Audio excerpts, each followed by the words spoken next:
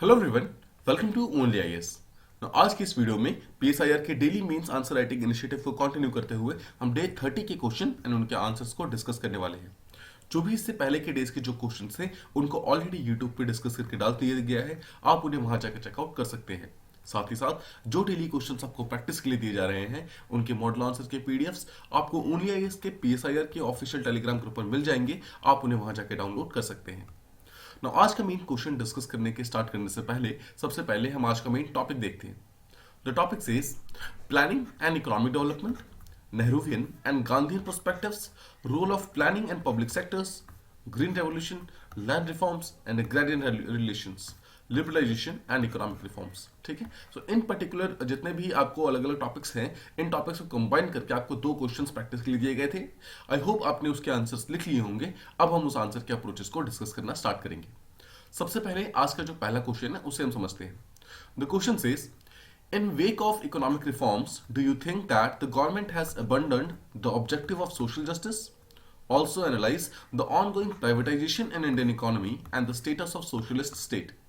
20 mark का question है, यानी कि इसको 350 वर्ड्स के अंदर लिखना है हमें। ऑलराइट, सो आई होप आप सबसे पहले तो क्वेश्चन समझ गए। क्वेश्चन कहता है कि जो इकोनॉमिक रिफॉर्म्स हुए थे भारत के अंदर, जो कि 1991 के अंदर हुए थे, इकोनॉमिक रिफॉर्म जो हुए थे, क्या उसके कारण भारत के अंदर सोशल जस्टिस आया था? क्या भारत ने अपना सोशल जस्टिस का जो एम है उसको छोड़ दिया था बिकॉज ऑफ इकोनॉमिक रिफॉर्म्स? क्या हम इकोनॉमिकली आगे बढ़ने के चक्कर में हमने सोशली आगे बढ़ना छोड़ दिया, या हमने लोगों को सोशल जस्टिस प्रोवाइड करना छोड़ दिया? पहला पार्ट तो ये है।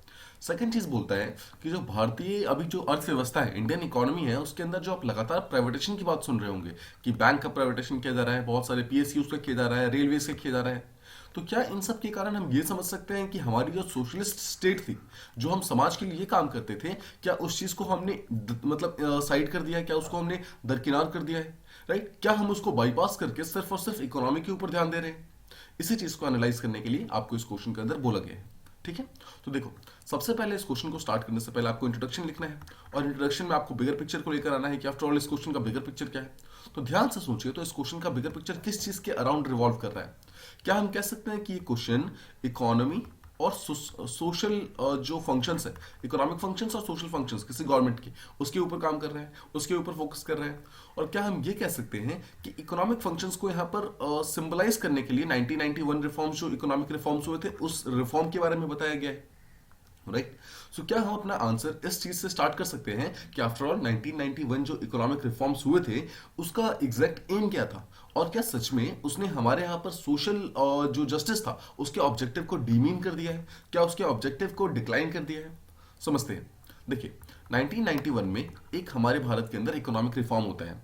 उसका मेन एम ये था कि भारत जिस फिस्कल डेफिसिट में चल रहा था, फिस्कल डेफिसिट में, और जिस बैलेंस ऑफ पेमेंट के क्राइसिस में हम चल रहे थे, उस पर्टिकुलर क्राइसिस से अपने आप को बाहर निकालना। उस पर्टिकुलर क्राइसिस से बाहर निकलने के लिए हम सबसे पहले तो इंटरनेशनल मॉनेटरी फंड के पास जाते हैं, आईएमएफ से हम कुछ लोन लेते हैं, और आईएमएफ के कुछ कंडीशंस के अनुसार, कुछ कंडीशन के अनुसार हम अपने इकोनॉमिक स्ट्रक्चर को चेंज करते हैं। ठीक है, चेंज करते हैं। ये चेंज करने का हमारा सबसे बड़ा मकसद ये था कि हम अपनी इकोनॉमी को रिवाइव करना चाहते थे। 1980s में, मतलब इससे थोड़ा सा पहले, कुछ ऐसे फैक्टर्स हुए थे हमारे यहाँ पर। इन्फ्लेशन का बढ़ना, गल्फ वॉर का इंक्रीज होना, गल्फ वॉर के कारण ऑयल का प्राइसेस इंक्रीज हो जाना, और उसके कारण भी हमारे यहाँ पे इन्फ्लेशन का बढ़ना। ठीक है, हमारे वैल्यू, हमारा जो रुपये की वैल्यू था उसका डेप्रिशिएट होना, ये कुछ ऐसे फैक्टर्स थे जिसके कारण लगातार ही हमारा बैलेंस ऑफ पेमेंट जो था वो क्राइसिस की तरफ बढ़ रहा था आगे। इसी पर्टिकुलर क्राइसिस से बढ़ने के लिए, मतलब बचने के लिए, उस टाइम की गवर्नमेंट ने उस टाइम के जो भी हमारे फाइनेंस मिनिस्टर थे, मतलब जो डॉक्टर मनमोहन सिंह थे, उनके साथ मिलकर कुछ स्ट्रांग मेजर्स लिए थे जिसके थ्रू हम अपने आप के हमारी जो इकोनॉमी थी उसको हम बचाने में सक्सेसफुल हुए थे। सो पहली चीज तो ये हमने ये एक्सप्लेन किया कि आफ्टर ऑल 1991 रिफॉर्म्स की जरूरत क्या थी, और 1991 रिफॉर्म्स जो है वो पूरी तरीके से कहीं ना कहीं इकोनॉमिक फील्ड में हुए हैं। मतलब हम अपनी कंट्री की फिस्कल कंडीशन को बचा रहे थे, फिजिकल डेफिसिट को और ज्यादा इंक्रीज होने से बचा रहे थे, और बैलेंस ऑफ पेमेंट का जो क्राइसिस चल रहा था वो कैटास्ट्रॉफी में ना बदल जाए, इस चीज को होने से बचा रहे थे। तो सबसे पहली चीज तो ये, और इन सब चीजों को बचाने के लिए जिस चीज की जरूरत थी उस टाइम में, जिस रिफॉर्म्स की जरूरत थी, वो रिफॉर्म्स थे इकोनॉमिक रिफॉर्म्स, मतलब कि मनी रिलेटेड रिफॉर्म्स। ठीक है, मतलब जैसे पैसों से हमें उस टाइम हेल्प चाहिए थी तो हमने उस टाइम में हेल्प ली। इसी चीज को यहां पर NEP बोला जाता है, that is new economic policy.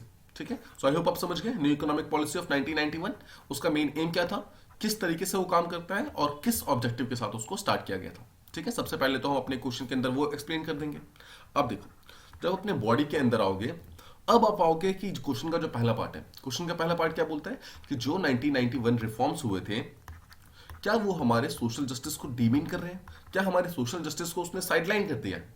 तो देखिए, हम ये कह सकते हैं सबसे पहली चीज तो कि एक डिबेट है, वो चलता आ रहा है कि जो 1991 रिफॉर्म्स है उसके इम्पैक्ट हमारे इंडियन सोसाइटी के ऊपर क्या हुआ है, इसके ऊपर काफी ज्यादा डिबेट चलता आ रहा है। ठीक है, तो देखिए, सबसे पहले हम बात करते हैं कि एग्जैक्टली 1991 रिफॉर्म्स यानी कि जो इकोनॉमिक रिफॉर्म्स हमारे यहाँ पर हुए थे, उनके सोशल जस्टिस के ऊपर क्या इंपैक्ट पड़े थे। तो उसको समझने से पहले तो हमें यह समझना पड़ेगा कि एग्जैक्टली सोशल जस्टिस हम किस तरीके से डिफाइन कर सकते हैं। आफ्टर ऑल सोशल जस्टिस है क्या। आफ्टर ऑल जब तक हम समझेंगे नहीं कि सोशल जस्टिस क्या है, तब तक हम 1991 रिफॉर्म्स को सोशल जस्टिस के साथ लिंक कैसे कर पाएंगे।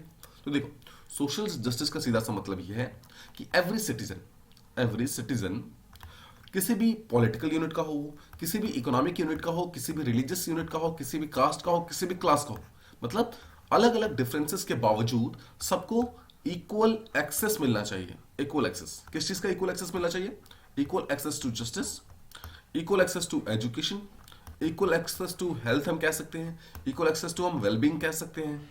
ठीक है, क्या हम साथ में कह सकते हैं इक्वल राइट्स मिलने चाहिए, राइट्स या फिर प्रिविलेजेस मिलने चाहिए, क्या हम कह सकते हैं कि इक्वल अपॉर्चुनिटीज मिलनी चाहिए। राइट, यही है एक्चुअली सोशल जस्टिस। ध्यान से देखो, सोशल जस्टिस का मतलब है कि एवरी सिटीजन, हर एक पर्सन जो हमारे भारत के अंदर रह रहा है, हर एक पर्सन जो हमारी कंट्री के अंदर रह रहा है, वो किसी भी मतलब किसी भी पॉलिटिकल यूनिट से बिलोंग करे, किसी भी इकोनॉमिक यूनिट से, किसी भी रिलीजियस यूनिट से, मतलब कोई भी डिफरेंसेस हो उनके बीच में, बट इसके बावजूद उनको सबको इक्वल एक्सेस मिलना चाहिए एवरी सिंगल फील्ड में, भले ही वो जस्टिस, एजुकेशन, हेल्थ हो या फिर राइट्स हो, प्रिविलेजेस हो, अपॉर्चुनिटीज हो, हर एक चीज में हर एक पर्सन को इक्वल अपॉर्चुनिटीज मिलनी चाहिए। यही एक्चुअली आगे जाकर सोशल जस्टिस का जो बेस है वो क्रिएट करता है। अब देखो, सोशल जस्टिस को अगर हम समझें तो क्या हम ये कह सकते हैं कि 1947 से पहले हमारा जो प्री इंडिपेंडेंस era था, उसमें हमारा सोशल जस्टिस एक बहुत ही इंपॉर्टेंट फिनोमिना था। हम अपना जो फ्रीडम स्ट्रगल फाइट कर रहे थे, वो सिर्फ और सिर्फ हम ब्रिटिशर्स से आजादी नहीं चाहते थे, रादर हम इंडिविजुअल लेवल पे, सोशल लेवल पे, इकोनॉमिक लेवल पे, पॉलिटिकल लेवल पे, इस हर जगह पर हम फ्रीडम चाहते थे। क्या हम ये कह सकते हैं। सो अगर हम हर जगह पर फ्रीडम चाहते थे, तो ये भी बहुत इंपॉर्टेंट है कि हम इस आइडियल्स को आगे जाकर कंटिन्यू करें। राइट, तो क्या हम ये कह सकते हैं कि 1991 रिफॉर्म्स जो थे, उसने इकोनॉमी के ऊपर इतना ज्यादा ध्यान दिया था कि कहीं ना कहीं सोसाइटल चीजें जो थी वो डिक्लाइन हो गई थी। इकोनॉमी के ऊपर ज्यादा एम्फेसाइज किया गया था और सोसाइटी के ऊपर कम एम्फेसाइज किया गया था। राइट, ये चीज आप समझ गए। अब देखो, अब हम ये डिस्कस करते हैं कि एग्जैक्टली इकोनॉमिक रिफॉर्म्स के इंपैक्ट क्या हुए थे सोसाइटी के ऊपर। देखो, ये सब चीजें तो हम समझ गए कि सोशल जस्टिस क्या होना चाहिए, क्या नहीं होना चाहिए, ये सब चीजें हम समझ गए। बट देखिए, एक बहुत ही इंपॉर्टेंट स्टेटमेंट जो 1991 रिफॉर्म्स के बारे में बोला जाता है वो ये है कि देखिए, हम लगातार ये फाइट करते रहते हैं कि क्या 1991 रिफॉर्म जो थे वो एंटी पुअर है, क्या वो एंटी पुअर, क्या वो पुअर्स के अगेंस्ट थे। लेकिन हमें इस चीज के ऊपर डिबेट करने की जरूरत ही नहीं है कि वो एंटी पुअर थे या फिर नहीं थे। रादर हमारा जो टॉपिक ऑफ डिस्कशन है वो ये होना चाहिए कि क्या वो रिफॉर्म्स प्रो पुअर हैं, प्रो पुअर हैं क्या, मतलब कि देखो, वो पुअर्स के अगेंस्ट काम कर रहे हैं या फिर नहीं कर रहे हैं वो बात की चीज है, बट क्या वो पुअर्स के साथ काम कर रहे हैं, क्या वो पुअर्स के बेनिफिट के लिए काम कर रहे हैं। ठीक है, तो देखो, जब ये क्वेश्चन अराइज होता है कि क्या वो पुअर्स के बेनिफिट के लिए काम कर रहे हैं या फिर नहीं कर रहे हैं, तो सबसे पहले हमको 1991 इकोनॉमिक रिफॉर्म्स के कुछ फीचर्स देखने पड़ेंगे कि एग्जैक्टली 1991 के रिफॉर्म्स के फीचर्स क्या थे। बिकॉज जब हमें फीचर्स पता होंगे तभी तो हम इस चीज को एनालाइज कर पाएंगे कि क्या वो प्रो पुअर काम कर भी रहे थे या फिर नहीं कर रहे थे। राइट, तो देखो, सबसे पहले तो 1991 रिफॉर्म्स का सबसे इंपॉर्टेंट चीज ये था कि जो देखो, इससे पहले क्या था, मतलब 1991 रिफॉर्म से पहले क्या था, लाइसेंसिंग, परमिशन, रिस्ट्रिक्शन, ये तीन वर्ड याद रखना आपको हमेशा, लाइसेंसिंग, परमिशन और रिस्ट्रिक्शन। ये चीज काफी ज्यादा हमारे इंडियन इकोनॉमी में देखी जाती थी। मतलब कि किसी भी कंपनी को अगर आपको कोई भी नाम, मान लो कि नई कंपनी स्टार्ट करनी है, तो उससे पहले आपको लाइसेंस लेने पड़ेंगे, आपको परमिशंस लेने पड़ेंगे, आपके ऊपर बहुत सारे रिस्ट्रिक्शंस लगेंगे। अगर आप उस पर्टिकुलर बिजनेस से बाहर निकलना चाहते हैं तो फिर से आपको लाइसेंस को डी-लाइसेंस करना पड़ेगा, परमिशन फिर से लेना पड़ेगा, फिर से आपको बहुत सारे रिस्ट्रिक्शंस होंगे। पॉइंट वॉज, अगर आप किसी भी तरीके का बिजनेस स्टार्ट करना चाहते थे उस पर्टिकुलर टाइम में, तो वो बहुत ही एक टफ टास्क था, बहुत ही टीडियस टास्क था। आसानी से आप किसी भी बिजनेस के अंदर एंटर या फिर एग्जिट नहीं कर सकते थे। तो सबसे पहली चीज तो ये की गई कि इस particular licence, permission and restriction, ये जो कंसेप्ट था, इसको डीकंस्ट्रक्ट किया गया, रिकंस्ट्रक्ट किया गया या फिर इसको डिलिनिएट किया गया, मतलब कि इसको हटाया गया। सबसे पहली चीज तो लाइसेंसिंग, परमिशन और रेगुलेशन या फिर रेस्ट्रिक्शन का जो कंसेप्ट था, इसको हटाया गया। मतलब हमारे इकोनॉमी के अंदर ये बोला गया कि कोई भी पर्सन मैन्युफैक्चरिंग, सर्विसेज या फिर प्राइमरी सेक्टर में अगर कोई भी इंडस्ट्री सेटअप करना चाहता है, किसी भी तरीके का ग्रोथ लेकर आगे बढ़ना चाहता है, तो उस पर किसी भी तरीके का रिस्ट्रिक्शन इंपोज नहीं किया जाएगा। सबसे पहली चीज तो इकोनॉमिक रिफॉर्म्स में ये हुआ। सेकंड चीज बोला कि अभी तक मेजॉरिटी ऑफ जो ओनरशिप था प्रोडक्शन का, मतलब प्रोडक्शन का जो ओनरशिप था, वो कहीं ना कहीं स्टेट के पास होता था। स्टेट यानी कि गवर्नमेंट के पास होता था। मतलब गवर्नमेंट खुद ही हर चीज को ओन करती थी। मतलब गवर्नमेंट ही डिसाइड करती थी कि कोई बैंक उसके पास रहेगा, फिर रेलवेज बैंक के पास, ठीक है, सारे के सारे पीएसयूज बैंक के पास, ऑलमोस्ट सारे का सारा एजुकेशन सेक्टर बैंक के पास, सारे का सारा हेल्थ सेक्टर बैंक के पास, गवर्नमेंट के पास। पॉइंट बीइंग, ये सारी चीजें जो थी वो गवर्नमेंट के पास हुआ करती थी, यानी कि ओनरशिप ऑफ जो रिसोर्सेज था वो गवर्नमेंट के पास या फिर स्टेट के पास हुआ करता था। सो एक बहुत बड़ी जरूरत उस टाइम ये आती है कि स्टेट या गवर्नमेंट के पास होना तो ठीक है, बट स्टेट या गवर्नमेंट के पास इतनी ज्यादा चीजें थी कि उसको मैनेज करना डिफिकल्ट हो जा रहा था। उसके कारण उसकी जो एफिशिएंसी थी वो डिक्रीज हो रही थी। तो एफिशिएंसी को कंपैरेटिवली इंक्रीज करने के लिए प्राइवेट सेक्टर को इसके अंदर इंट्रोड्यूस कराना इंपॉर्टेंट था। तो सेकंड चीज ये किया गया कि जो स्टेट ओनरशिप ऑफ रिसोर्सेज था, उस चीज को थोड़ा सा डिलिनिएट करके प्राइवेट सेक्टर को अपलिफ्ट किया गया। मतलब प्राइवेट सेक्टर को अलाउ किया गया कि आप भी हमारे इकोनॉमी के अलग अलग पार्ट्स के अंदर आकर के पार्टिसिपेट कर सकते हैं। आप यहां पर आकर अपनी इंडस्ट्रीज को ओपन कर सकते हैं, आप हमें वैल्यूएबल इनपुट्स दे सकते हैं और ये सब चीजें, ठीक है। ये थी सेकंड चीज। तो पहला हमने लाइसेंसिंग सिस्टम खत्म किया। सेकंड चीज, हमने स्टेट जो ओनरशिप रिसोर्सेज था उसको हटा करके प्राइवेट सेक्टर को अलाउ किया। और थर्ड चीज जो हमने सबसे इंपॉर्टेंट चीज वो ये की कि देखो 1991 से पहले एक बहुत बड़ी प्रॉब्लम इंडिया की ये थी कि इंडिया किसी और कंट्री से लार्ज स्केल पे ट्रेड नहीं करना चाहता था, ठीक है, ट्रेड नहीं करता। इसे हम कहते थे इनवर्ड लुकिंग ट्रेड। इस चीज को थोड़ा सा और ध्यान से समझो। इनवर्ड लुकिंग ट्रेड का मतलब ये था, देखो ये चीज तो सच है कि अगर हम आज से लगभग 200-300 साल पहले जाएंगे तो इंडिया जो था वो एक सेल्फ सफिशिएंट इकोनॉमी हुआ करता था। सेल्फ सफिशिएंट इसका मतलब है कि इंडिया के पास सारे के सारे क्रॉप के सिस्टम्स भी थे। इंडिया के पास अलग अलग क्लाइमेटिक कंडीशन था, तो इंडिया अलग अलग तरीके की क्रॉप्स भी उगा सकती थी। इंडिया के पास इतने रिसोर्सेज थे, natural resources, artificial resources, human resources, कि हम अपना कोई भी चीज को बना सकते थे। तो ये चीज तो सच है कि भारत एक सेल्फ सफिशिएंट इकोनॉमी रहा है। बट जैसे जैसे धीरे धीरे ग्लोबलाइजेशन बढ़ा है, वैसे वैसे हर एक कंट्री की ये नीड बढ़ी है कि वो एक दूसरे कंट्री से सपोर्ट लेना स्टार्ट करे, राइट। कोई भी कंट्री अपने आप में बंद होकर नहीं रह सकती। बट 1991 से पहले हम एक इनवर्ड लुकिंग ट्रेड की तरफ फॉलो करते थे, मतलब कि हम किसी और कंट्री के साथ प्रॉपर्ली ट्रेड नहीं करते थे, ठीक है। तो इसका भी एक बहुत बड़ा प्रॉब्लम था। प्रॉब्लम ये था कि जब अचानक से हमारी कंट्री की सेल्फ सफिशिएंसी के ऊपर जब डाउट्स आने स्टार्ट हुए, तो हमारे पास कोई ऑल्टरनेटिव ही प्रेजेंट नहीं था कि अब हम क्रॉप्स कहां से खरीदें। जब हमारा फूड का क्राइसिस आया तो हमारे पास तब कोई ऑप्शन नहीं बचा था कि आफ्टर ऑल हम खाना अब कहां से खरीदेंगे, राइट। तो इन सब के कारण प्रॉब्लम्स हुई। तो इस चीज को सॉल्व आउट करने के लिए 1991 रिफॉर्म्स के अंदर एक चीज ये भी की गई कि हमारी कंट्री का जो इनवर्ड लुकिंग ट्रेड था उसको बंद किया गया, मतलब उसको हटाया गया। यानी कि जो अभी तक हम क्लोज्ड इकोनॉमी हुआ करते थे, क्लोज्ड इकोनॉमी को बंद किया गया और हमें एक सेमी ओपन इकोनॉमी की तरह ओपन किया गया। ध्यान रखना कि हमें पूरी तरीके से ओपन नहीं किया गया। ऐसा नहीं किया गया कि हर एक सेक्टर के अंदर प्राइवेट सेक्टर को स्टार्ट कर दो, हर एक सेक्टर के अंदर जो एफडीआई है यानी कि फॉरेन डायरेक्ट इन्वेस्टमेंट है उसको अलाउ कर दो, ऐसा नहीं किया गया। रादर कुछ सेक्टर्स के अंदर, मतलब सेमी सेक्टर्स के अंदर जो एफडीआईज हैं उसको अलाउ किया गया, प्राइवेट सेक्टर को अलाउ किया गया। इसके कारण क्या हुआ, जहां जहां पे जरूरत थी, जैसे कि देखो, जैसे अगर न्यूक्लियर रिसर्च की बात करेंगे हम, ठीक है, फिर अगर हम एटॉमिक एनर्जी की बात करेंगे, तो इन सब में गवर्नमेंट को कंट्रोल करना जरूरी था और अभी भी गवर्नमेंट ने कंट्रोल किया हुआ है। बट जो बाकी सेक्टर्स है, जैसे कि बहुत सारे पीएसयूज हो गए, बैंक्स हो गए, रेलवेज हो गए, जहां पर प्राइवेट सेक्टर आकर एफिशिएंसी आपको प्रोवाइड कर सकती है, वहां पर इस चीज को प्राइवेट सेक्टर को मतलब आने दिया गया। फिर बहुत सारी जगह ऐसी थी जहां पर कोई फॉरेन की ऐसी कंपनी थी जो कि भारत के अंदर आकर भारत का मार्केट को एक्सेस करना चाहती थी, तो उनको भी अलाउ किया गया कि ठीक है आप भी आ सकते हैं। बट ऑब्वियसली एफडीआई के ऊपर बहुत सारे रेस्ट्रिक्शंस लगाए गए कि आप 49% ऑटोमेटेड रूट से आ सकते हैं, किसी को बोला गया कि आप 60% आ सकते हैं। But this is a different deal. The point was, for the first time हमने एफडीआई को एटलीस्ट अलाउ तो किया 1991 रिफॉर्म्स के बाद। सो ये तीन मेन एक्चुअली रिफॉर्म्स हुए थे जो कि 1991 रिफॉर्म्स के बाद हुए थे, ठीक है। सो आई होप आप इतना समझ गए। अब देखो, अब हम आते हैं अपने इस क्वेश्चन के ऊपर। आपको याद होगा जस्ट ऊपर हमने एक क्वेश्चन किया था कि क्या ये जो रिफॉर्म्स थे वो एंटी पुअर थे, क्या वो प्रो पुअर थे। तो हमें समझना है कि सबसे पहले तो चीज तो हमें ये समझना है कि क्या हम इस रिफॉर्म्स को प्रो पुअर कह सकते हैं। Let's understand. अब हम देखते हैं इम्पैक्ट। ठीक है, इस इम्पैक्ट देखते हैं 1991 रिफॉर्म्स का। ऑलराइट, और समझते हैं इम्पैक्ट क्या है ऑन सोसाइटी। ठीक है, इम्पैक्ट क्या है सोसाइटी के ऊपर। सोसाइटी को भी अगर हमें थोड़ा सा ब्रेक करना हो तो हमें समझना है कि were the reforms pro poor, क्या वो रिफॉर्म्स प्रो पुअर थे, इस चीज को भी हम डिस्कस करते हैं। ठीक है, तो देखिए फर्स्ट थिंग्स फर्स्ट, जब आप रिफॉर्म्स के बारे में बात करेंगे तो आपको समझना है कि 1991 से पहले जो 1991 का जो रिफॉर्म्स हुआ था, ठीक है, उससे पहले हमें हमारी इकोनॉमिक कंडीशन बहुत ज्यादा खराब थी।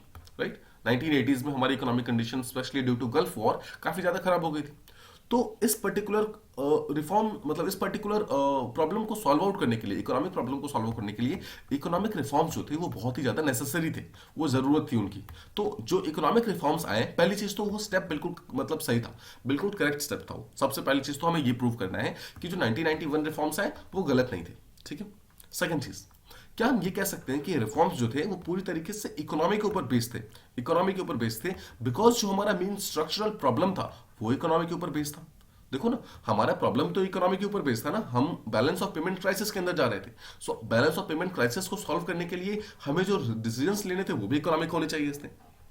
ठीक है, तो ये चीज भी है। सेकंड चीज कि जो भी हमारे इंपैक्ट हुए 1991 रिफॉर्म्स में, उसको कहीं ना कहीं हम इकोनॉमिक रिफॉर्म्स की तरह कहेंगे। तो क्या हम ये कह सकते हैं कि जो इकोनॉमिक सेक्शन है उनको ज्यादा बेनिफिट होगा, जो सोशल सेक्शन है उनको कम बेनिफिट होगा। ठीक है, तो ये चीज जो देखा गया कि इस रिफॉर्म्स के बाद में सबसे बड़ी चीज जो ये देखी गई कि जो रिच है, rich they are becoming rich, and जो पुअर्स हैं they are stagnating at poor. मतलब जो अमीर है वो और अमीर हो गए, गरीब है वो और गरीब हो गए। कैसे, इस चीज को मैं प्रूव करता हूं। ठीक है, rich, how rich became rich and how जो पुअर थे दे रिमेन पुअर।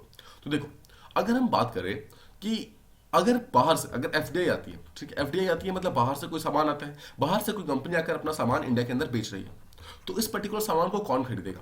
क्या इसे पुअर लोग खरीद सकते हैं? क्या इसे पुअर लोग अफोर्ड कर सकते हैं? नो। इसे कौन खरीदेगा? Only rich people will buy it. So rich people की जो स्टैंडर्ड ऑफ लिविंग जो ऑलरेडी काफी ऊपर थी वो और ऊपर हो गई। पुअर की जो जो स्टैंडर्ड ऑफ लिविंग पहले थी अभी भी वही स्टैंडर्ड ऑफ लिविंग है। तो क्या हम ये कह सकते हैं कि जो क्वालिटी ऑफ कंजम्पशन है, क्वालिटी ऑफ कंजम्पशन मतलब कौन सा सामान कंज्यूम करना है, ये सिर्फ और सिर्फ रिच जो ग्रुप्स था उनका इंक्रीज हुआ था, पुअर्स का ये चीज इंक्रीज नहीं हुआ था। विद टाइम देखो ये बोला गया था कि क्या होगा, विद टाइम धीरे धीरे ये बेनिफिट्स जो है पुअर्स तक भी पहुंच जाएंगे, वो ट्रिकल डाउन इफेक्ट होगा, पुअर्स तक पहुंच जाएंगे। बट द पॉइंट वाज अभी तक वो ट्रिकल डाउन इफेक्ट देखा नहीं गया है। अभी तक 1991 का जो इकोनॉमिक रिफॉर्म्स था उसका कोई भी सोशल बेनिफिट देखा नहीं गया है। तो सिंपल शब्दों में हम ये कह सकते हैं कि जो पुअर्स के ये एंटी पुअर था या नहीं वो तो डिफरेंट डिबेट है, बट ये प्रो पुअर डेफिनेटली नहीं था, प्रो पुअर डेफिनेटली नहीं था। ठीक है, पहली चीज तो हम ये समझ गया कि देखो, पहला चीज तो हमने समझा कि जो कंसंट्रेशन ये जो मतलब कंजम्पशन था किसी भी गुड का वो सिर्फ रिच के लिए बढ़ा, पुअर्स के लिए नहीं बढ़ा। क्या हम ये कह सकते हैं कि जो ये रिफॉर्म्स हुए हैं वो सिर्फ कुछ लिमिटेड एरियाज में हुए हैं, लिमिटेड एरियाज में? यानी कि देखो, अगर आप ध्यान से देखो तो टेलीकॉम इंडस्ट्री में हुआ, या आईटी इंडस्ट्री में हुआ, फाइनेंस में हुआ, एंटरटेनमेंट में हुआ, ट्रैवलिंग की इंडस्ट्री में हुआ, फिर हॉस्पिटैलिटी की इंडस्ट्रीज में हुआ, रियल एस्टेट इंडस्ट्री में हुआ। द पॉइंट वाज इनमें से कोई भी इंडस्ट्री ऐसे नहीं है जो कि प्रो पुअर हो। राइट, सबके सब किसी न किसी बिजनेस क्लास के इंटरेस्ट को फॉलो कर रहे हैं। सो वंस अगेन हम ये शो कर सकते हैं कि ये जो रिफॉर्म्स थे वो सिर्फ और सिर्फ बिजनेस क्लास को अपलिफ्ट कर रहे थे, रिच को और ज्यादा रिच बना रहे थे, पुअर्स को उन्होंने वैसे ही छोड़ दिया। फिर क्या हम ये कह सकते हैं कि जो एग्रीकल्चर सेक्टर है, ठीक है, या फिर जो मतलब लाइट इंडस्ट्रियल सेक्टर है जहां पर जो एग्री प्रोसेस्ड फूड्स होते हैं वो सब काम करते हैं, इन सेक्टर्स के अंदर तो इस रिफॉर्म्स की कोई बेनिफिट नहीं हुए। राइट, कोई भी देखो यहाँ पर हमने जो भी लिस्ट देखी इसके अंदर कोई भी फूड एंड प्रोसेसिंग इंडस्ट्री का नाम नहीं था, एग्रीकल्चर का नाम नहीं था। सो वंस अगेन हम शो कर सकते हैं कि जो पुअर लोग एग्रीकल्चर के अंदर ऑलरेडी इंक्लूडेड थे उनको कोई ज्यादा बेनिफिट नहीं हुआ। ठीक है, ये चीज हम समझा सकते हैं। अब देखो, जो स्मॉल स्केल इंडस्ट्रीज थी, स्मॉल स्केल इंडस्ट्रीज थी, वहां पर कोई भी किसी भी तरीके का कोई फायदा नहीं हुआ। तो वंस अगेन जो पावर्स थी वो सिर्फ और सिर्फ हैवी इंडस्ट्रीज के पास थी। ठीक है, छोटे छोटे इंडस्ट्रीज के पास कोई भी पावर्स प्रेजेंट नहीं थी। ठीक है, क्या आप ये कह सकते हैं कि हैवी इंडस्ट्रीज या फिर लार्ज इंडस्ट्रीज को एक्चुअली प्रमोट किया गया at the cost of small scale industries? मतलब कि छोटी छोटी इंडस्ट्रीज को काइंड ऑफ खराब करके बड़ी इंडस्ट्रीज को बनाया गया, बिकॉज छोटी छोटी इंडस्ट्रीज को मर्ज करके बड़ी इंडस्ट्रीज को बनाई गई, छोटी छोटी इंडस्ट्रीज से रॉ मटेरियल्स को खरीद करके बड़ी इंडस्ट्रीज को बनाया गया। तो उससे जो बड़ी इंडस्ट्रीज था उनका तो फायदा हो गया, बट छोटी इंडस्ट्रीज था उनका कोई भी फायदा नहीं हो पाया। राइट, अब देखो, जो ऐसे लोग जो कि ऑर्गेनाइज सेक्टर के अंदर थे, ठीक है, ऑर्गेनाइज सेक्टर के अंदर थे, उनका तो चलो फायदा हो गया। जो कि रिच लोग थे, मतलब एटलीस्ट मिडिल क्लास के लोग थे, उनका तो चलो वेजेस बढ़ गए, उनकी सैलरी बढ़ गई, उनका फायदा हो गया। बट जो अनऑर्गेनाइज सेक्टर के अंदर थे, जो कि किसी गवर्नमेंट के लिए काम नहीं करते थे, उनकी वेजेस बिल्कुल भी इंक्रीज नहीं हुई, उनकी वेजेस अभी भी स्टैग्नेटेड है। राइट। क्या हम ये कह सकते हैं कि इसके कारण एक बहुत बड़ी प्रॉब्लम ये आई कि यहाँ तक कि जो ऑर्गेनाइज सेक्टर था, जिसका हम कह रहे हैं कि सैलरी बढ़ गई, क्या हम ये कह सकते हैं कि ऑर्गेनाइज सेक्टर में भी जो मिडिल क्लास था, वो लोग कहीं ना कहीं अपनी परमानेंट जॉब को छोड़कर, मतलब उनकी जॉब छूट गई और वो कॉन्ट्रैक्ट बेस्ड जॉब्स करने लगे और कैजुअल बेस्ड जॉब्स करने लगे। बिकॉज ऑब्वियसली जो एम्प्लॉयमेंट की क्वालिटी थी वो धीरे धीरे डिक्रीज होनी स्टार्ट हो गई। बिकॉज देखो ना, एम्प्लॉयमेंट अब लगातार डाइल्यूट हो रहा है। अभी तक एक पर्टिकुलर अगर कोई एक इंडियन ओनर एक कंपनी को ओन कर रहा था, तो अब उसके साथ में जो शेयर होल्डर्स हैं वो कोई ना कहीं फॉरेनर्स भी हैं। उसके कारण जो क्वालिटी है वो यहाँ पर कॉम्प्रोमाइज हो रही है। राइट। फिर आप देखोगे तो एक वर्ड आता है क्रोनी कैपिटलिज्म। क्रोनी कैपिटलिज्म और क्रोनी कैपिटलिज्म में देखो, सबसे बड़ी चीज तो यह है कि एक लाइसेंस राज जो था वो तो खत्म हो गया, बट एक लेवल प्लेइंग फील्ड कभी भी बन नहीं पाया। ऐसा कभी भी नहीं हुआ कि रिच के स्थान पर किसी पुअर को कोई बेनिफिट प्रोवाइड कर सके, ऐसा बिल्कुल भी नहीं हुआ। भले ही हमने लाइसेंस राज खत्म कर दिया, बट फिर भी जो हम बेनिफिट्स प्रोवाइड कर रहे थे वो सिर्फ और सिर्फ रिच को ही प्रोवाइड कर रहे थे। तो ये भी एक बहुत बड़ी प्रॉब्लम थी। राइट। तो इस तरीके से सबसे पहले आप एक्सप्लेन कर सकते हैं, आप बता सकते हैं कि जो भी 91 रिफॉर्म्स हुए थे, पहली चीज तो वो सोशल रिफॉर्म्स नहीं थे, वो एक इकोनॉमिक रिफॉर्म्स थे। बट साथ ही साथ आप ये भी जस्टिफाई कर सकते हो कि उस टाइम में जो नीड्स थी, जो उस टाइम में जरूरत थी, वो इकोनॉमिक रिफॉर्म्स की ही थी, है ना। लेकिन ओवर द टाइम हम ये भी एक्सपेक्ट कर रहे थे कि ऑब्वियसली विद टाइम क्या होगा, वो इकोनॉमिक रिफॉर्म्स ऑटोमेटिकली चेंज होते जाएंगे और वो ट्रिकल डाउन करके सोशल रिफॉर्म्स के अंदर भी प्रोवाइड करेंगे। मतलब हम चाहते थे कि इकोनॉमिक रिफॉर्म जो है वो आगे जाकर सोशल रिफॉर्म भी प्रोवाइड करे। ठीक है, economic reform social reform provide करे। सो अल्टीमेटली हम ये नहीं चाहते थे कि 1991 रिफॉर्म अपने आप में एक सोशल रिफॉर्म हो, अगर हम ये चाहते थे कि उसका जो ट्रिकल डाउन इफेक्ट हो वो सोशल फील्ड के अंदर आए, वो सोशल जो बेनिफिट्स है उसके अंदर प्रोवाइड करे, सोशल रिफॉर्म्स की बेसिस पे प्रोवाइड करे। और तभी जाकर जो हमारे रिफॉर्म्स है, तभी जाकर जो हमारा 1991 का जो एक्चुअल रिफॉर्म्स का जो मेन एजेंडा था वो हमारा कंप्लीट हो पाता। राइट। सो इस तरीके से आप बता सकते हैं कि आफ्टर ऑल 1991 रिफॉर्म्स के मेन मकसद क्या थी, किस तरीके से वो काम कर रहे थे, आफ्टर ऑल किस तरीके से उसने काम किया था। ठीक है। अब देखो, जब आप ये सब चीजें समझा देंगे तो अब आप क्वेश्चन के सेकेंड पार्ट पे आ सकते हैं कि क्या हमारा जो प्रेजेंट इकोनॉमिक रिफॉर्म्स है, क्या वो सोशलिस्ट स्टेट को वो करता है, मतलब आगे बढ़ाता है, क्या इंक्रीज करता है, या फिर सोशलिस्ट स्टेट की तरफ हम आगे नहीं बढ़ सकते हैं। तो देखिए, अभी के बीच में सबसे बड़ी प्रॉब्लम क्या है, जो कि क्वेश्चन के अंदर दिया हुआ है, वो है प्राइवेटाइजेशन, है ना। सेकंड पार्ट ऑफ हमारे क्वेश्चन का जो है प्राइवेटाइजेशन से डील करता है। सो अगर आप प्राइवेटाइजेशन की बात करेंगे तो प्राइवेटाइजेशन देखो किस चीज की हो रही है। अगर आप देखो तो बैंक्स की प्राइवेटाइजेशन, पीएसयूज की, अभी रेलवेज का प्राइवेटाइजेशन होना स्टार्ट हो गया है। बहुत सारे लेबर कोड्स को एक साथ मर्ज करने की कोशिश की जा रही है। तो पॉइंट इज, ये जो प्राइवेटाइजेशन वगैरह हो रहे हैं वो कहीं ना कहीं वर्कर्स से उनकी राइट्स को छीन रहे हैं। जैसे कि अगर आप देखेंगे तो अगर लेबर कोड बन गया तो ऑब्वियसली आप जानते हैं कि यूनियन बनाने का जो पावर है वो चला जाएगा, स्ट्राइक्स का, हड़ताल का जो पावर है वो सब चला जाएगा। तो उसके कारण जो वर्कर क्लास है, वर्किंग क्लास है, उसके लिए जो ऑप्शंस है वो और कम हो जाएंगे, ऑप्शंस और ज्यादा रिड्यूस हो जाएंगे। राइट। तो ये सब चीजें जो है एक्चुअली आगे बढ़कर एक क्वेश्चन पूछती है कि क्या सच में हम सोशलिस्ट स्टेट की तरफ आगे बढ़ रहे हैं, या फिर सोशलिस्ट स्टेट का जो हमारा सपना था, जो कि प्री इंडिपेंडेंस एरा में हमने देखा था 1947 से पहले, वो सिर्फ एक सपना ही बन के रह जाएगा। राइट। तो इस चीज के ऊपर ध्यान देने की बहुत ज्यादा जरूरत है। तो आप यहाँ पर एक एग्जांपल दे सकते हैं कि जो थ्री फार्म लॉज थे, थ्री फार्म लॉज भी कहीं ना कहीं अगर आप देखो तो स्पेशली जो थर्ड लॉ था वो बिजनेस सेक्टर को ही तो प्रमोट कर रहा था, जो कॉन्ट्रैक्ट बेस्ड काम था, कि अगर एक कॉन्ट्रैक्ट हो गया तो उसके बाद जो बिजनेस क्लास होगी वो उसको ऑब्वियसली मतलब बिजनेस के अकॉर्डिंग वो कॉन्ट्रैक्ट चलेगा। या फिर हम ये कह सकते हैं कि फार्मर्स जो थे उनको उस कॉन्ट्रैक्ट के बारे में ज्यादा पता नहीं था, तो जो बिजनेसमैन है वो उनका फायदा उठा सकते थे। ये सब चीजें काइंड ऑफ हम कह सकते हैं कि प्रो कॉर्पोरेट ही तो थी। अगर हम एंटी फार्मर ना भी कहें उसको, तो कॉर्पोरेट के लिए बेनिफिट के लिए तो डेफिनेटली थी। राइट। तो ऐसे स्टेप्स अभी भी शो कर रहे हैं कि हम सोशलिस्ट स्टेट की तरफ नहीं बढ़ रहे हैं आगे। बट देखो, ऑन द अदर हैंड बहुत सारे ऐसे स्टेप्स भी लिए गए हैं गवर्नमेंट के द्वारा, जैसे कि देखो पीएम किसान निधि सम्मान पीएम किसान सम्मान निधि योजना जो है वो जो इनिशिएटिव है। फिर अगर आप देखो तो एमएसपी का जो मिनिमम सपोर्ट प्राइस का जो कंसेप्ट है। फिर अगर आप देख सकते हैं कि आयुष्मान भारत जो कि हेल्थ बेनिफिट प्रोवाइड कर रहा है फार्मर्स को। ये सब चीजें क्या है, ये सब चीजें कहीं ना कहीं हमारे पुअर्स को सोशलिस्ट स्टेट की तरफ लेके भी जा रही। सो हम सिर्फ ऐसा नहीं कह सकते कि जस्ट बिकॉज एक पर्टिकुलर रिफॉर्म ने अपना काम सही से नहीं किया, जस्ट बिकॉज एक पर्टिकुलर रिफॉर्म्स का जो ओवरऑल हम जो चाहते थे, जो हम रिजल्ट चाहते थे, वो रिजल्ट नहीं मिला, तो उसके कारण हमारी भारत एक सोशलिस्ट इकॉनमी नहीं है, ऐसा हम नहीं कह सकते। ठीक है, हमारे यहाँ पर बहुत सारे काम ऐसे भी हो रहे हैं जिसके कारण हमने अपने सोशलिस्ट नेचर होने को साबित किया है, हमने प्रूव किया है उस चीज को। ठीक है, और एक बात हमेशा ध्यान रखना है, हर कॉइन के दो पहलू होते हैं, हर सिक्के के दो पहलू होते हैं। कभी भी किसी चीज के सिर्फ और सिर्फ बेनिफिट्स नहीं होंगे, कभी भी किसी चीज के अंदर सिर्फ खराबियां नहीं होंगी। हर चीज के अंदर कुछ बेनिफिट्स होते हैं तो कुछ लॉसेस भी होते हैं।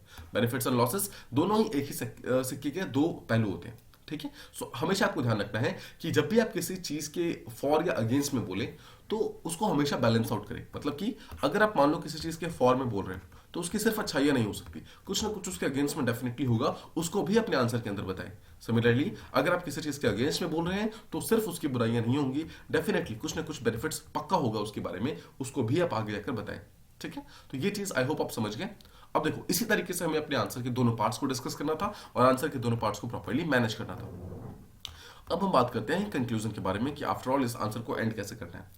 तो वंस अगेन आप इस चीज को रीट्रेट कर सकते हैं कि जो 1991 रिफॉर्म्स हुए थे वो इकोनॉमिक फील्ड में ही जरूरत थी। हमारे उस टाइम जो बैलेंस ऑफ पेमेंट का क्राइसिस था उसको सॉल्व करने के लिए हम सोशलिस्ट कोई मतलब सॉल्यूशन नहीं ढूंढ सकते थे, उसको सॉल्व आउट करने के लिए हमें इकोनॉमिक सॉल्यूशन ही चाहिए था, और वो चीज बिल्कुल सही हुई थी जो उस टाइम में हुई थी।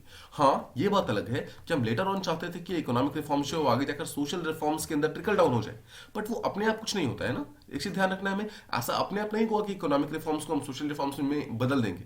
रादर हमें इस इकोनॉमिक रिफॉर्म को सोशल रिफॉर्म के अंदर बदलने के लिए काफी सारा काम करना होगा, काफी सारी मेहनत करनी होगी, काफी सारे ऐसे पॉलिसी फॉर्मुलेशन और उन पॉलिसीज का प्रॉपर इंप्लीमेंटेशन, इसके ऊपर ध्यान देना होगा।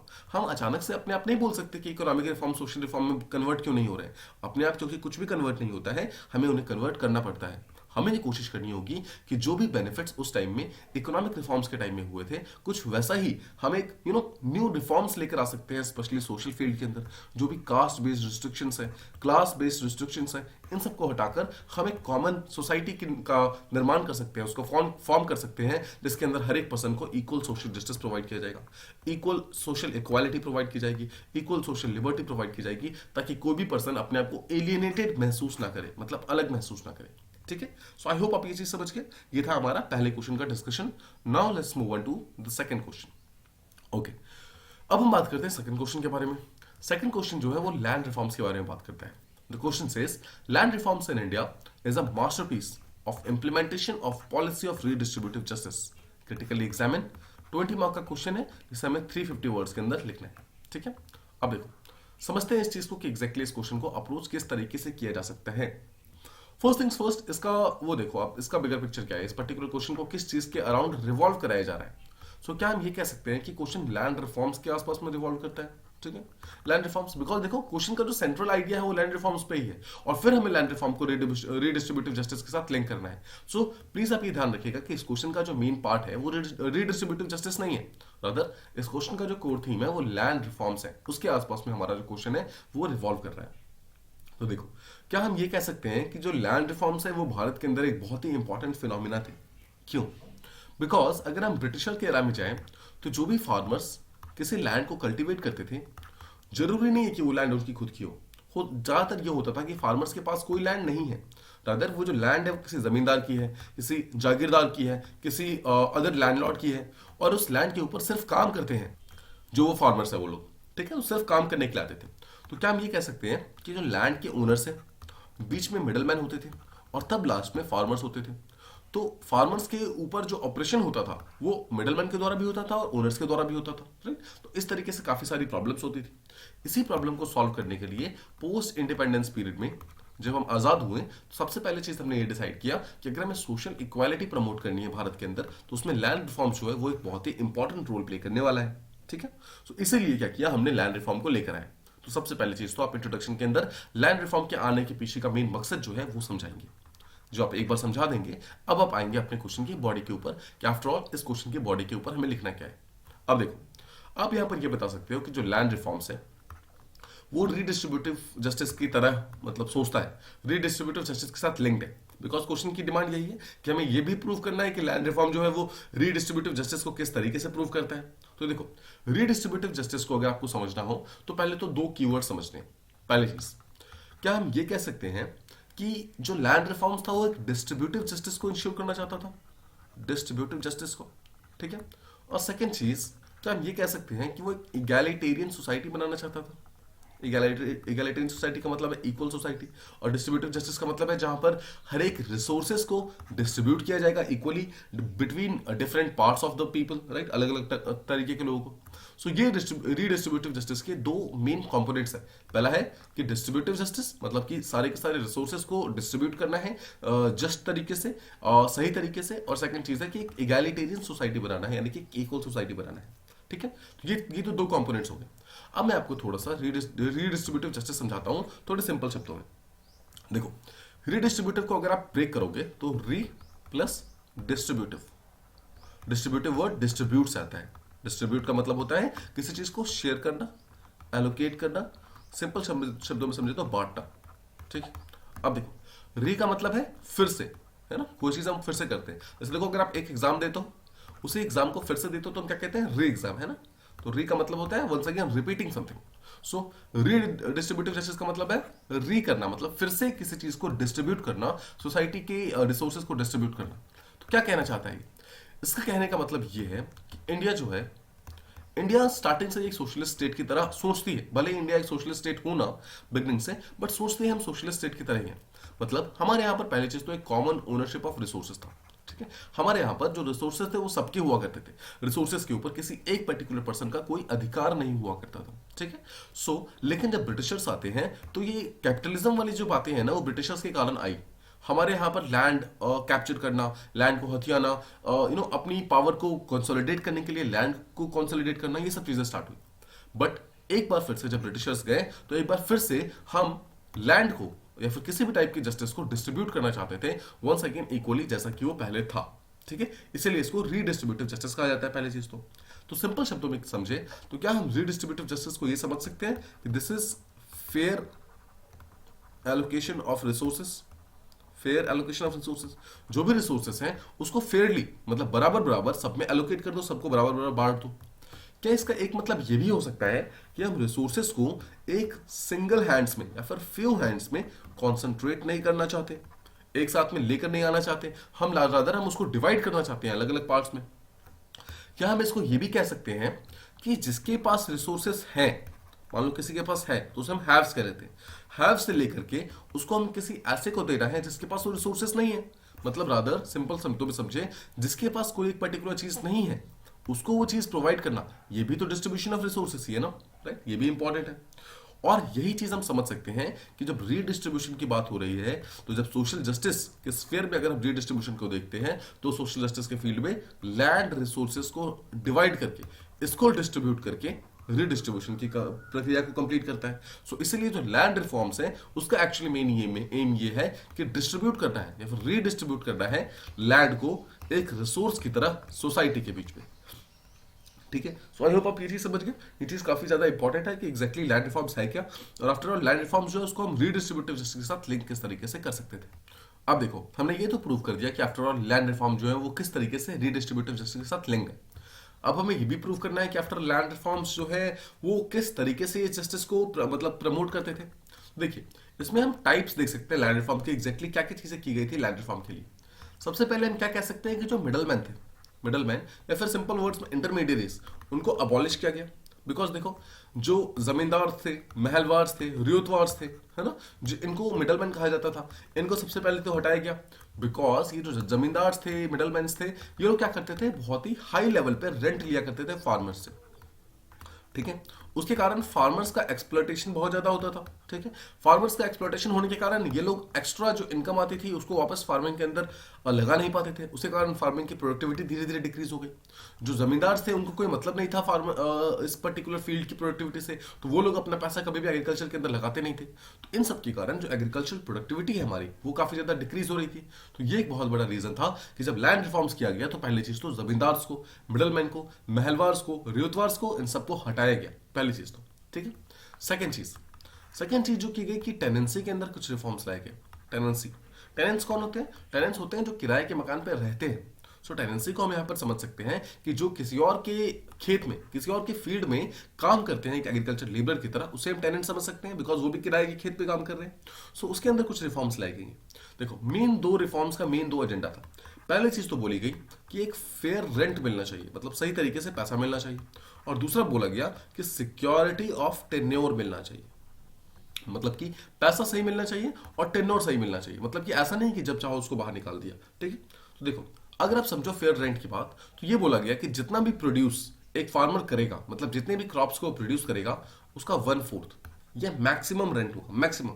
मतलब इससे ज्यादा कोई भी जमींदार जो है रेंट नहीं ले सकता। ठीक है, मतलब अगर एक पर्टिकुलर पर्सन ने 100 यूनिट्स किसी चीज के प्रोड्यूस किए हैं, तो मैक्सिमम रेंट उसका 25 यूनिट्स हो सकता है। देखो ध्यान रखना, 25 से कम हो सकता है बट 25 से ज्यादा नहीं हो सकता। ठीक है, ये चीज पहली चीज। तो सेकंड चीज बोला गया कि सिक्योरिटी ऑफ टेन्योर रहेगा। इसका मतलब है कि किसी भी काम करने वाले फार्मर को उसकी जमीन से निकाला नहीं जाएगा। रादर ये बोला गया कि जो भी फार्मर किसी एक पर्टिकुलर जमीन पर एक पर्टिकुलर टाइम से ज्यादा काम कर रहा है, वो जमीन जो है, वो लैंड जो है, अब वो उसकी हो जाएगी। ठीक है, मतलब इस पर्टिकुलर लैंड का जो ओनरशिप है वो किसको दिया गया, इसी टेनेंट को दे दिया गया। उसके कारण क्या होता है कि टेनेंट्स जो हैं, जिस खेत पर पहले ये सोच के काम करते थे कि ये खेत किसी और की है, अब वो उसी खेत पर डबल मेहनत कर सकते हैं ये सोच के कि ये खेत मेरी है। ठीक है, ये चीज बहुत इंपॉर्टेंट हो गई। थर्ड चीज, एक और रिफॉर्म जो किया गया, that was called as land ceiling. Land ceiling क्या है? देखो लैंड सीलिंग को समझे तो ये सिंपल शब्द है कि एक पर्टिकुलर जमींदार या फिर एक पर्सन, सिंपल शब्दों में, कितना लैंड एक अपने पास ले सकता है, उसके लैंड होल्डिंग मैक्सिमम कितनी हो सकती है। इस चीज के ऊपर काफी सारे मतलब लिमिट्स लगाए गए।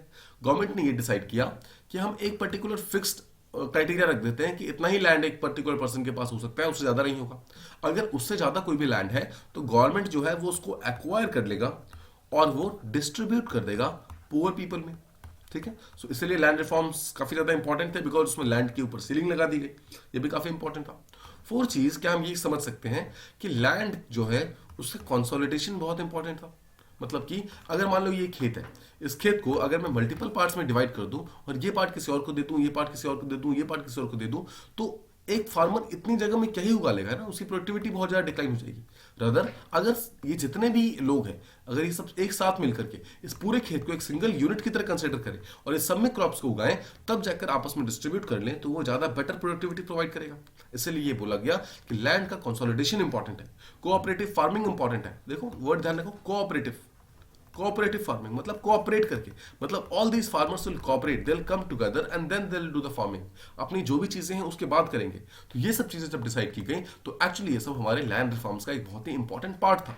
ये सब एक्चुअली हमें शो कर रहा था कि आफ्टर ऑल लैंड किस तरीके से रीडिस्ट्रीब्यूटिव जस्टिस को प्रमोट करने की कोशिश कर रहा है। ठीक है, तो ये जो चार हमने तरीके देखे, इन्हीं चारों तरीकों से एक्चुअली स्टेट इंटरवीन करके लैंड्स को डिस्ट्रीब्यूट करना चाह रहा था, फ्रॉम ऐसे लोग जिनके पास हाई लैंड है, मतलब ज्यादा लैंड है, टू वैसे लोग जिनके पास लो लैंड है, मतलब किसी के पास लैंड नहीं है, या फिर किसी के पास कोई अगर लीस्ट एडवांटेज है, किसी के पास जमीन नहीं है, तो उसको वो चीज प्रोवाइड किया जा सकता है। ठीक है, सिंपल शब्दों में क्या हम ये कह सकते हैं कि जो लैंड का कंसंट्रेशन है वो हम कुछ फ्यू हैंड से हटा करके मैनी हैंड्स के बीच में डिस्ट्रीब्यूट करना चाहते थे। फ्यू से मैनी के बीच में, मतलब कुछ लोगों के पास जो लैंड कॉन्सेंट्रेटेड था उसको हटा करके हम सबके पास थोड़ा थोड़ा डिवाइड करना चाहते थे।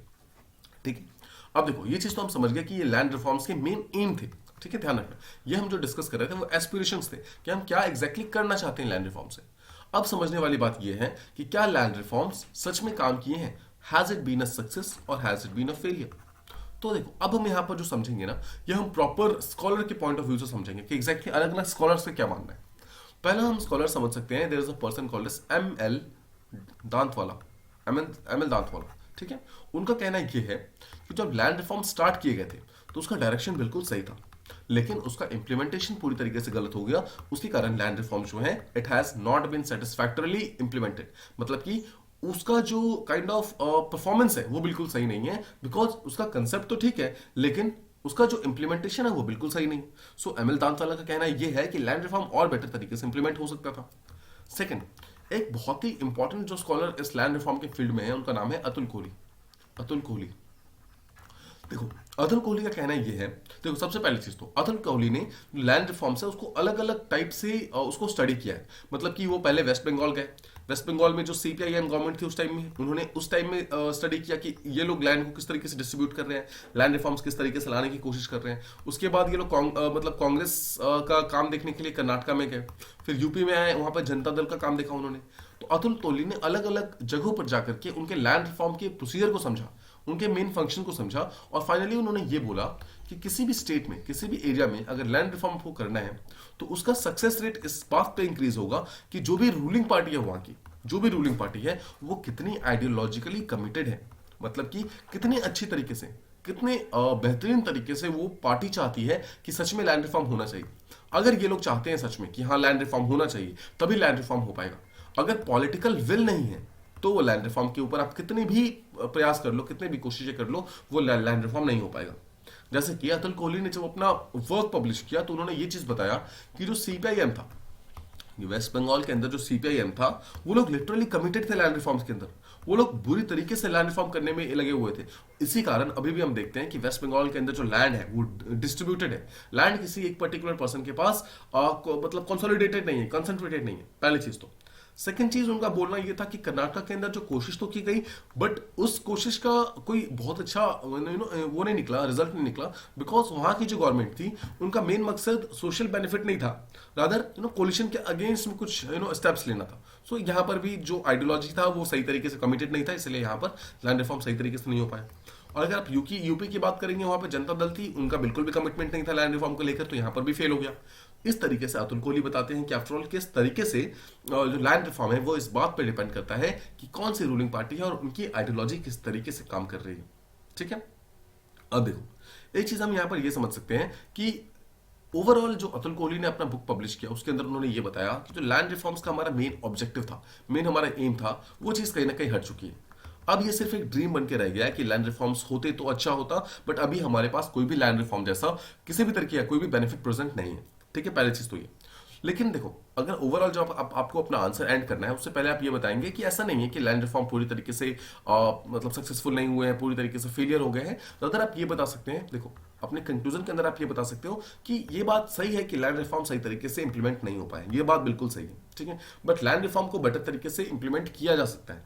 यहां पर देखो, अगर हम बात करें कि एक पर्सन है पीसी जोशी ये बोलते हैं कि ये बात सच है कि लैंड रिफॉर्म्स जो है वो चाइना की तरह डेवलप नहीं हो पाया। चाइना के अंदर लैंड रिफॉर्म बहुत अच्छी तरीके से डेवलप हुआ, जापान के अंदर बहुत अच्छी तरीके से डेवलप हुआ। हम ना ही चाइना की तरह बन पाए, ना ही जापान की तरह बन पाए। बट इसका ये मतलब बिल्कुल भी नहीं है कि हमारा लैंड रिफॉर्म जो है पूरी तरीके से एक फेलियर है। बिकॉज देखो, अगर आप ध्यान से देखो तो काफी सारा लैंड जो है वो डिस्ट्रीब्यूट हुआ है, काफी सारे पुअर लोगों को लैंड मिली है, काफी सारे लोग जो कि पहले टेनेंट्स की तरह दूसरे के फील्ड पे काम करते थे, उनका वो टेनेंसी खत्म होकर उनको ऑक्यूपेशन मिला है उस फील्ड का, वो अब उस पर्टिकुलर फील्ड के ओनर बन गए हैं। राइट, सो इस तरीके से हम समझ सकते हैं कि ये बात सच है कि लैंड रिफॉर्म्स डिजायर्ड रिजल्ट नहीं दे पाया, बट ये बात भी इक्वली सच है कि लैंड रिफॉर्म्स ने काफी सारे ऐसे रिजल्ट्स प्रोवाइड किए हैं जिस चीज की जरूरत हमें उस पर्टिकुलर टाइम में थी, या फिर जो भी चीज हम करना चाहते थे उसमें से कुछ चीजें तो डेफिनेटली चेंज हुई हैं। टेनेंट्स का कंपैरेटिवली अपलिफ्ट होना, कॉन्सेंट्रेशन ऑफ लैंड का कुछ हाथों में कॉन्सेंट्रेट होना, वो भी थोड़ा चेंज हुआ है। राइट, इस तरीके से कुछ चेंजेस डेफिनेटली आए हैं। तो इस तरीके से आप अपने आंसर को एंड कर सकते हो एक पॉजिटिव नोट पर, और आप ये भी बता सकते हैं कि लैंड रिफॉर्म्स एक ऐसी चीज है जो कि लगातार चलती रहनी चाहिए। ये चीज कभी भी एक फाइनल रिजल्ट हमें नहीं देना है। जिस तरीके से यहां पर एक फाइनल वर्डिक्ट दिया गया कि लैंड रिफॉर्म पूरी तरीके से फेल हो गया, तो ऐसा रिजल्ट हमें नहीं देना है, because land reform is something जो कि चलता रहेगा। इंडिया एक इतना बड़ा लैंड है, इंडिया की जोग्राफिकल जो अप्रोक्सीमेशन है इतनी बड़ी है कि इंडिया का लैंड कभी भी पूरी तरीके से जस्ट तरीके से डिस्ट्रीब्यूट नहीं हो सकता है। राइट, ये एक एवर लास्टिंग प्रोसीजर है। ठीक है, और इसके अंदर डिजायर्ड चेंजेस लाने होंगे। अभी के टाइम में हमें फिर से एक न्यू लैंड रिफॉर्म को स्टार्ट करना चाहिए, जहां पर जो भी पावर कॉन्सेंट्रेशन है उसको हम डिवाइड कर सकें। ठीक है, अलग अलग पार्ट्स में डिवाइड कर सकें। जो सोशलिस्ट लोग हैं उनको हम मतलब जो सोसाइटी के बेनिफिट के लिए जो हम करना चाहते हैं, जो पुअर लोग हैं उनको हम लैंड प्रोवाइड कर सकें, उनको हम आगे बढ़कर के जमीन दे सकें। राइट, तो इस तरीके के रिफॉर्म्स हमेशा डिजायरस होते हैं किसी भी एक पर्टिकुलर इकोनॉमी को आगे बढ़ने के लिए, किसी भी इकोनॉमी को सोशलिस्ट इकोनॉमी में कन्वर्ट होने के लिए। ठीक है, सो इस तरीके से आप अपने आंसर को एंड कर सकते हैं। नाउ आई होप कि आपको दोनों ही आंसर्स प्रॉपर्ली समझ आ गए होंगे। दोनों ही क्वेश्चंस काफी ज्यादा इंपॉर्टेंट है यूपीएससी पॉइंट ऑफ व्यू से। So keep writing them, keep revising them and keep learning new things every single day. Thank you so much for listening to this particular video. See you in the next one.